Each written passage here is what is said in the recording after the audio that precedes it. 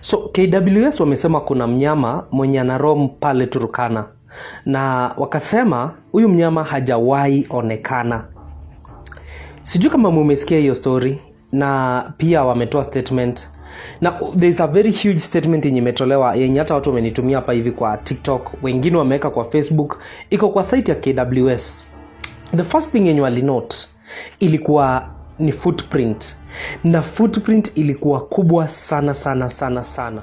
But now kuna mtu mwenye aliona na akasema aliona kimnyama kenye kimejaa manyoa mwili yote mzima, very very large, like kimesimama kikiwa kikubwa sana sana sana, like majestic, kama 10 feet urefu. And then kilikuwa kinatembea na mguu mbili na kikapotelea tu ndani ya forest na kikapotea kabisa. Wakati ni wanaangalia hizi footprints, wanaona ni footprint yenye ni kama mikono mbili za binadamu zenye zimeshikanishwa like this, and then uzifanye like twice. So ni footprint moja inatoshana kama hivi. What could be this creature? Na wanasema hii creature haijawahi onekana na haijawahi kwa Kenya. I have the picture, so ndaonyesha picha hapa.